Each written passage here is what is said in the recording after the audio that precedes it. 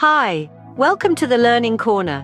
Please subscribe for more content and hit the bell notification button so you don't miss out on the new uploads.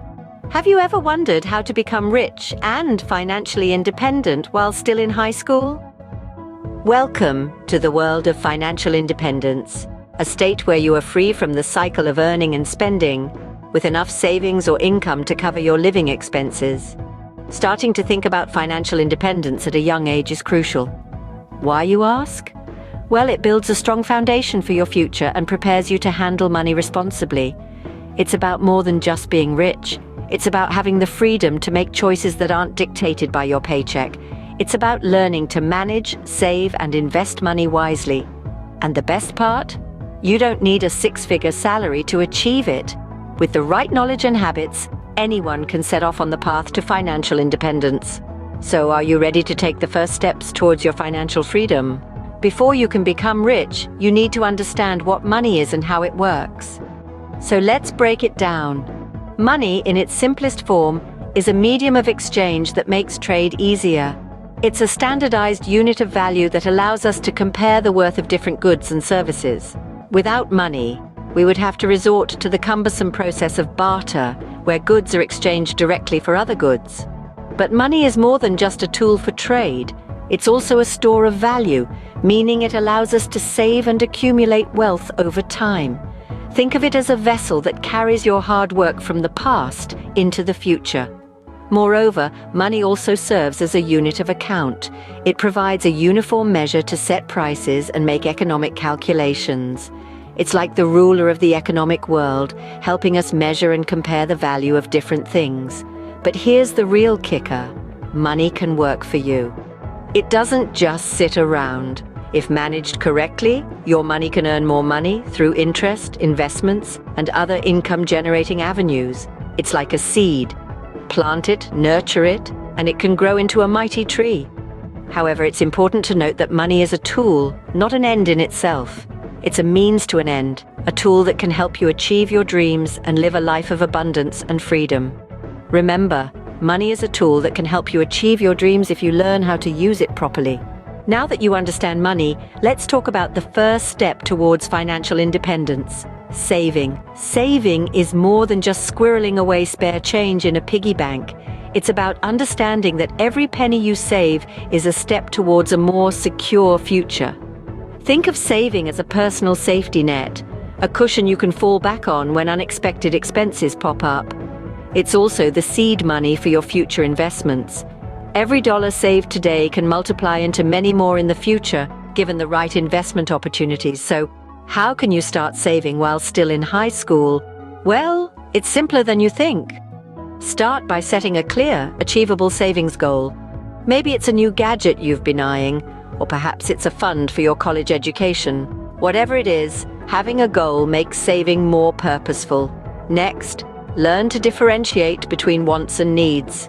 That trendy pair of sneakers might seem like a must-have, but is it really more important than your savings goal? Remember, the key to successful saving is discipline. Another tip is to make saving automatic. Set up a savings account and arrange for a part of your allowance or part-time job income to go directly into this account. You'll be surprised by how quickly your savings can grow. Remember, it's not how much you save that matters, but the fact that you're saving. Even the smallest amount can make a significant difference over time. The habit of saving is the first step towards building wealth. Once you've started saving, the next step is to make your money grow through investing. Investing is like planting a seed and watching it grow over time. The seed, in this case, is your hard-earned money. And the growth? That's the magic of investing. There are different types of investments you can consider. Let's start with stocks. When you buy a stock, you're buying a small piece of a company. If the company does well, the value of that piece goes up. If it doesn't, the value goes down. It's like being a mini business owner without all the headaches of actually running the business. Next, we have bonds. Buying a bond is like lending money to a company or government. They promise to pay you back with interest after a certain period. It's safer than stocks, but the potential returns are also lower. Then there are mutual funds. Think of these as a basket of different investments. Instead of picking individual stocks or bonds, you buy a piece of the basket. This spreads out your risk because your money is spread across many investments. There's also real estate, commodities like gold and silver, and more. But for now, let's stick with these basics. Now, let's talk about risk and return.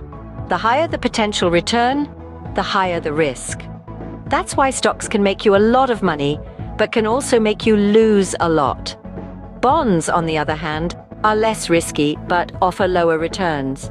Investing isn't about getting rich quick. It's about growing your money steadily over time. It's also about understanding and managing risk. Don't put all your eggs in one basket. Spread your money across different types of investments. This way, if one investment doesn't do well, others might. Remember, everyone's financial situation and risk tolerance is different. What works for one person might not work for another. So it's important to do your own research and perhaps even seek advice from a financial advisor. Investing may seem daunting at first, but it's a crucial part of becoming financially independent. By understanding these basics, you're already on your way to making your money work for you. Another key aspect of financial independence is having multiple streams of income. Imagine you're juggling balls, with each ball representing a source of income. The more balls you have in the air, the less likely you are to drop them all at once, right? That's the idea behind multiple streams of income. Having multiple income streams diversifies your earnings. It doesn't put all your financial eggs in one basket. So, even if one income stream dries up, you have others to fall back on. This offers a safety net that can be especially important during uncertain economic times. So, how can you, as a high school student, create additional income sources? Well, it's not as daunting as it might sound. Let's dive into some examples. Firstly, you can consider part-time jobs or internships in your area of interest. This not only boosts your income, but also gives you valuable work experience. Plus, it can help you develop skills that might be useful for your future career. Secondly, if you have a knack for something, say graphic design, writing, or coding, you could freelance.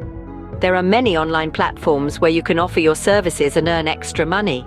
Thirdly, if you're crafty, you might consider selling handmade goods. From jewelry to artwork, the possibilities are endless. Another avenue could be tutoring. If you excel in a subject, why not help others and get paid for it? Lastly, technology has opened up many opportunities for passive income. For example, you can create a blog, a YouTube channel, or even a podcast. With consistency and quality, these platforms can generate advertising revenue over time. Remember, the goal is not to overwhelm yourself with work. It's about finding a balance and creating opportunities that align with your interests and strengths. Creating multiple streams of income not only increases your wealth, but also provides financial security. So, start exploring, and who knows, you might just find a passion that pays. Lastly, let's talk about the importance of building good financial habits. These habits are the bedrock of financial independence and the key to cultivating a healthy relationship with money. Firstly, consider budgeting. This is the process of creating a plan to spend your money. It's not about depriving yourself or living on ramen noodles. It's about understanding where your money is going so you can prioritize your spending. Maybe you'll decide to cut back on eating out so you can save for a trip abroad. Or perhaps you'll choose to buy fewer clothes to invest more in your education. It's all about making conscious decisions with your money. Next, let's talk about debt. It's easy to fall into the trap of unnecessary debt. Credit cards, loans, and other forms of debt can be useful tools when used wisely, but they can also become burdensome chains if misused. Avoiding unnecessary debt is crucial. This means not buying things you can't afford and not borrowing money you can't pay back promptly. It's okay to use credit cards for convenience or to build credit, but always pay off your balance in full each month. Finally, we come to the habit of consistently investing. This doesn't mean you have to become a Wall Street whiz overnight. It's about regularly putting money into your savings or investment accounts, no matter how small the amount. This habit harnesses the power of compound interest, where your money earns interest and then that interest earns interest.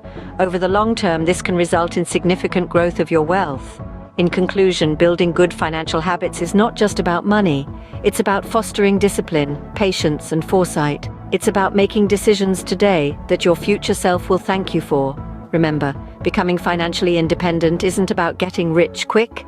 It's about making smart decisions and building good habits that will benefit you in the long run. So, we've covered a lot of ground today on our journey towards financial independence. We've dived into the concept of money, explored the importance of saving, and brushed up on investing basics. We've talked about creating multiple streams of income and the value of building good financial habits. All these are crucial steps on the road towards wealth and financial freedom. Remember, the journey to financial independence starts with a single step. So what are you waiting for? Start your journey today.